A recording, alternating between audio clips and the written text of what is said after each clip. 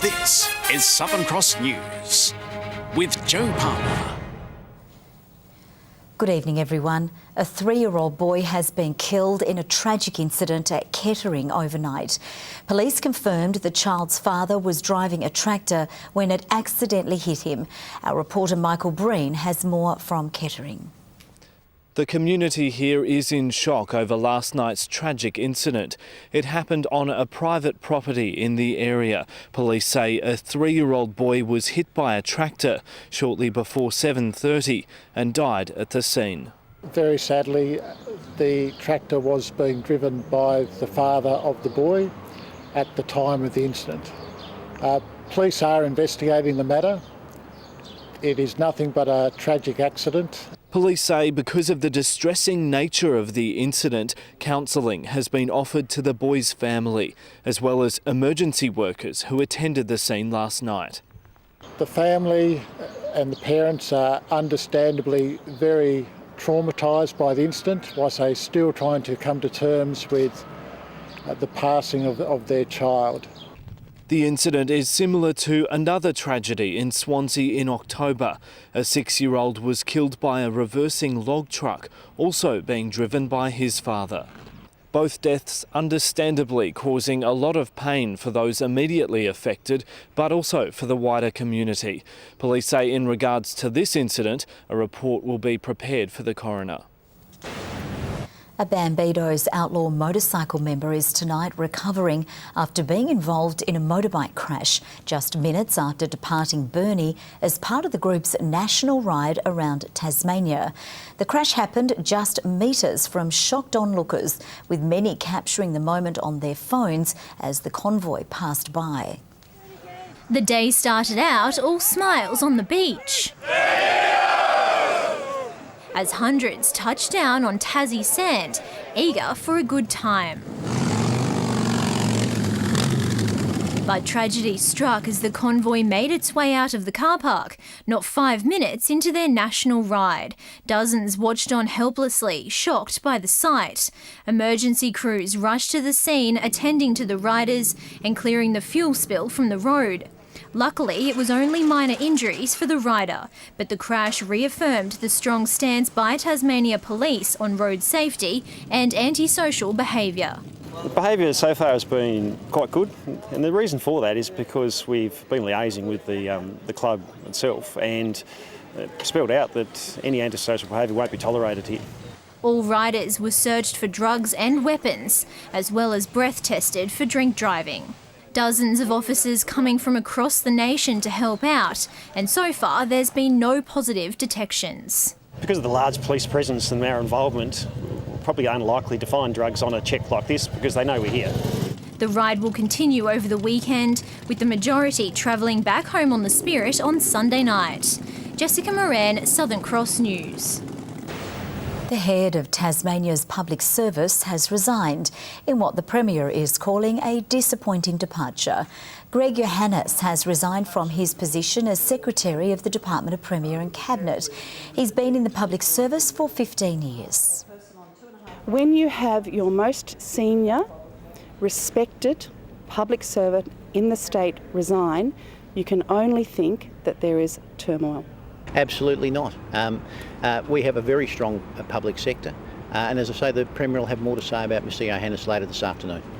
The Premier released a statement saying Mr Johannes will finish up in the role on Monday, with Jenny Gale to be appointed as Acting Secretary. The federal and state governments have announced a $20 million study into a second Basslink interconnector. The government says it will provide energy security and boost investment into our state. But concerns have been raised over the impact it could have on our power prices. The 2015 Basslink failure created the turmoil that was Tasmania's unprecedented energy crisis. Our electricity link to the mainland disconnected when our dams were already at low levels.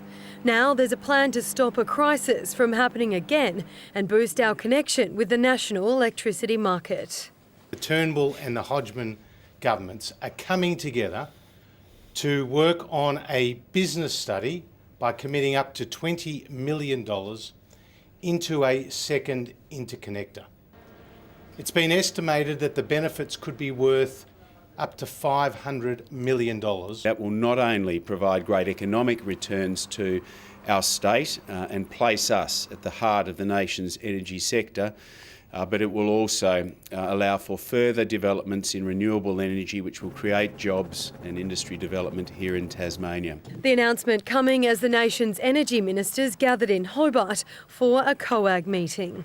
This is a major infrastructure project.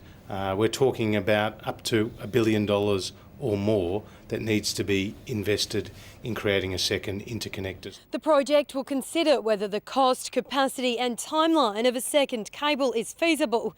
The Premier today jumping at the opportunity to spruik the benefits next to his federal colleague. It goes to securing Tasmania's energy network, to bringing prices down and to positioning Tasmania as the renewable energy battery of the nation. Energy experts calling on those in charge to ensure there is a sustainable market for our energy before any construction goes ahead. Wherever that energy is flowing into Tasmania, Tasmanians will bear the cost, and so we need to make sure that we're confident that we'll be net exporters of that energy before we make those investments. Social services are concerned the cost of the project could ultimately be felt by end consumers. We want to be sure that in future generations won't be left with a burden of the expense of that interconnector, should it not pay the dividend back into Tasmania through the power we may sell offshore. This is an important step forward in giving energy consumers here in Tasmania the affordability and the stability they deserve.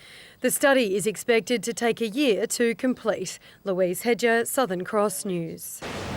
Protesters staged themselves outside Hobart's COAG meeting today in an attempt to garner the attention of government ministers about the ongoing situation on Manus Island. And everybody needs to think about it. I mean, these are energy ministers.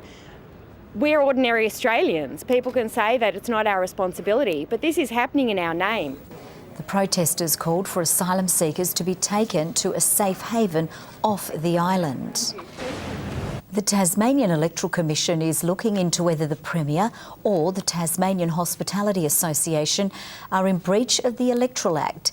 It comes following revelations that voters who were attending events called the Premier's Pub Test were offered free drinks from the THA. This is a great opportunity for Tasmanians to turn up, have a chat with their local politicians, air their issues, and if they want to have a beer on the THA, that's up to them. You shouldn't have to give away stuff to get people to turn up to talk to you. The Electoral Act prohibits supplying food, drink or entertainment with the intention of influencing how people vote. Jackie Lambie has rolled out her party's Braddon candidates for the upcoming state election, calling them real people.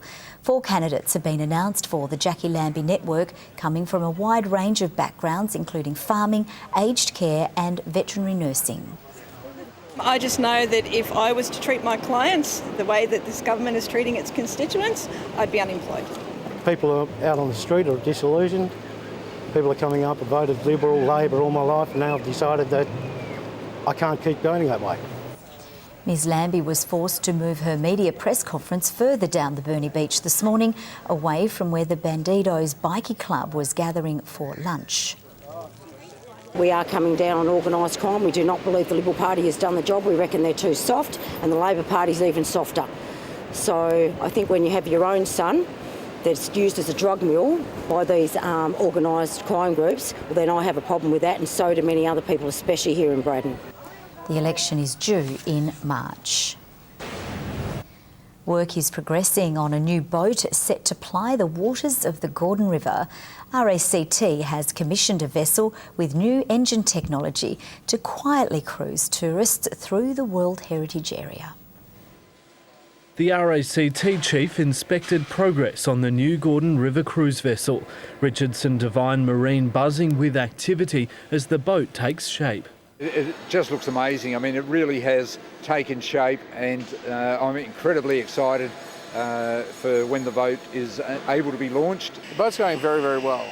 The fabrication's almost complete, the metalwork fabrication, and that's a significant step. Now we've started preparing window mullions for painting, The interior fit-out has commenced. A crucial part of this build has been lifted into place, a special hybrid propulsion system that can switch between diesel or electric power. Electric offering a silent 6-knot cruise. There's only one other boat that has this system in the world that we're aware of. It's a private yacht that was built in Holland. There's still months of work to get the metal frame ship-shape. At 33 metres long, it will carry 192 passengers in comfort, offering a cruise from Strawn up the Gordon River into the World Heritage Area. We might be in a boom time in tourism, but you only stay there for as long as you remain competitive in your respective marketplaces. The as-yet unnamed boat is set to launch into service next April. Michael Breen, Southern Cross News. A Tasmanian school community has rallied to help one of its support workers after he was struck down by a severe brain virus. Troy White works with Bayview Secondary College's most vulnerable students and earlier this year spent several weeks on life support. This is the first time Troy has been able to return to his workplace. In July, he contracted a brain virus after battling pneumonia and as a result almost died. Today's colour run, organised by the school community to raise funds for his ongoing rehabilitation. Pretty overwhelming for a community to come like this and a school. There's 4 schools all in total to come together and do this. It's pretty overwhelming. Immediately we felt the loss and at the time we didn't actually know if he would survive. He was in critical condition for several weeks on life support and they weren't sure what kind of extent the brain injury would be. Troy still suffers from memory loss and seizures, but to the students, having him back, even just for a few hours, clearly means a lot. He cares about what we do and what happens to us, and to have somebody other than, our parents in the community that cares so much and that we can trust, it means a lot. Therefore, it impacted us like a great amount. It was pretty scary, yeah. The GoFundMe page for Troy has already raised more than $6,500 and today's efforts hope to raise a further $3,000. It's amazing to have this community. I love working down here, I love all the schools, I love the community, it's fantastic. If all goes to plan, Troy will be back at work in around 6 months. But his 7-year-old son doesn't mind having him at home a little while longer. He's a very special daddy and he's the best dad in the world. Very, very proud. Good boy. Jessie Gilmore, Southern Cross News. Metal signs around UTAS Stadium have been turfed to make way for dynamic LED fencing. The $700,000 investment is being put in ahead of a Big Bash double-header on December 30. What it means, we're going to have Big Bash cricket here, which you'll be able to see around Australia. What it means, when the more games are dished up in Big Bash, we'll be able to get those as well. It's now up to the Launceston to turn up and support these events. The local council expects the match to be a sellout. It took 10 technicians to install the new fence over 2 weeks. In its 29th year, the Taste of Tasmania has been completely revamped. This year's festival director hails from Sydney and says the 7-day program unveiled today uses colour and theatre on a large scale. Think of it like Wonderland. There's 5 different worlds that exist within the Taste kind of footprint. We have a little bit of Mexico. We have a little bit of a provincial floral. It's like actually stepping inside an orchard. We have the woods and we also have the waterfront, which is it's a real salute back to the roots of where this festival started. It's been a brilliant concept. So we've had a lot of organisations that are aligned with the Taste, like the THA and Destination South, also give contributions. So this, as I said, is a really collaborative effort. More than 100 local artists will perform alongside 73 vendors. The Taste starts on December 28. A Tasmanian brewery is taking the term beer garden to the next level by producing a beer made entirely from ingredients grown on site. The brewery is now among only a handful in the world capable of making single origin ales. Forget paddock to plate, here we're talking ground to glass. Every part of this brew has been sourced within a 500 metre radius. That's the malt, hops, yeast and water, which is drawn from springs on site. It's been a labour of love, something that I'm pretty passionate about, having grown up on farms. Will Tatchell is a serial experimenter, producing dozens of different styles during his decade in the business. But this latest project has been 3 years in the making, building a local supply of ingredients from scratch. Curiosity will always get the better of me. And as I said, we're in the really fortunate position of being on a farm and having the capabilities to do that. 2 single origin beers are now ready to drink. A third variety is due for release next year. And keeping with the family farm feel, the beers are named after Tatchell's children. They'd just about be the only 2, 4 and 7-year-olds floating around with beers named after them. They're perpetually asking, oh, did you check my beer today? Did you do anything with my beer? The limited edition will be launched tomorrow night. Tom Johnson, Southern Cross News. Now a look at the day's business and finance with thanks to Tasplan, your local super fund. Australian shares have ended Friday flat after stocks rallied off early lows, with healthcare, mining and some retail stocks shifting into positive territory. The ASX 200 index has dropped by 3.6 points. A short time ago, the Australian dollar was trading at 76.21 US cents and 84.95 Japanese yen. Meanwhile, the Tassie Tigers have torn South Australia apart on day 2 of their Sheffield Shield clash. Jackson Bird hit the Redbacks like a rocket, taking 5 for 30. At stumps, the Tigers are 2 for 79. After a shaky start on day 1, Jake Doran steered the Tigers clear of disaster, knocking up a very handy 114. He was supported at the tail end by Jackson Bird, who delivered a rapid-fire 26 off 27 balls to close the innings. It was a good start for Bird, but he really spread his wings with the ball, sending John Dalton back to the pavilion with the first ball of the innings. And outside edge straight away, and he's gone. 2 balls later, he sent Callum Ferguson packing 2. Ferguson, and that's also edged. The good times slowed from there. Travis Head and Jake Weatherald set up a 103-run partnership to rescue the Redbacks. It was broken by Tom Rogers with his first of 3 scalps for the day. The Tigers then squashed the Redbacks. Not one of their bottom 7 batsmen managed to reach double figures. With SA bowled out for 141, the Tigers sit in the box seat ahead of day 3. Well, there are 4 Tasmanians in the running at tonight's draft. Kingborough Tigers forward Hugh Dixon is considered the most likely to be snapped up. Burnie's Tom Mundy, Launceston's Jake Hines and Glenorchy's Harrison Gunther are also in contention. If the players miss out tonight, they still have a second chance at the rookie draft on Monday. Jordan Garner remains in the lead of the Men's Tasmanian Open Golf Championship. The 18-year-old shot a 2 under par in the second round of competition to finish the day 3 strokes ahead of Lucas Higgins. Grace Kim has extended her lead in the women's tournament. Kim is 6 strokes ahead of Queensland's Isabel Taylor. Hello everyone, well I'm officially calling it, yes, spring is done, it's officially summer and I couldn't wait to get this bad boy out anyway. With me saying that of course the temperatures are going to plummet but I'm not wearing a suit until they do. Hobart 24, Launceston 28, 23 today for Burnie and Devonport 22 degrees, up to 10 above average some of the temperatures, 31 the high at Fingal and of course temperatures still above average over most of the state. Cressy 29, Campania 28, Ouse, Bushy Park and Scottsdale 27, Lyoweeney and Strawn 25 today. St Helens on 24, Wynyard and Friendly Beaches 23 with Flinders and Low Head on 22. Patches of upper and middle clouds sit over southeastern and southwestern Australia. Bit of convective cloud developed over the eastern seaboard. Now over our region, the west and south found some of that cloud today. Isolated thunderstorms and showers swept through the Midlands and parts of the east. Temperatures did go up and down a bit today. Tomorrow, not much change to that current pattern. With the trough almost stationary, the high over the Bight weakens just a tad. Winds northeast to southeast over northern waters to 15 knots. A bit of a northerly aspect over the east coast. Inshore afternoon sea breezes. What's it look like tomorrow? A few showers, increasing for Hobart, 24 the top. This shirt won't last long. 25 for Maydena and Oatlands. Launceston, a morning shower or 2. 26 degrees, 23 for Devonport with a shower. Showers for Lyoweeney and 20. For Burnie, showers and 23 up to 26 for Strawn. Marrawar, showers and 22 degrees. And for St Helens, a shower or 2 developing. 24 the top. Similar forecast for Swansea and Orford, both on 23 degrees. Now the UV at a high 7 for Hobart with very high expectations conditions for the rest of the state.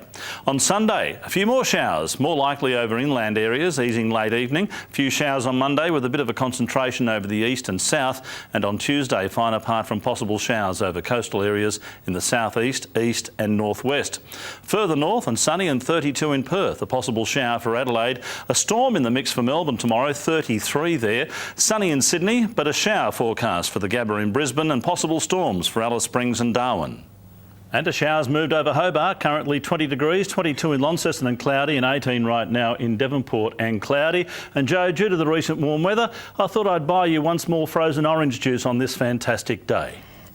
I think that shirt is what happens when your wife does not go shopping with you. Thank you very much, Merv. Well, that's all from the team for now. Thanks so much for your company. Bye-bye.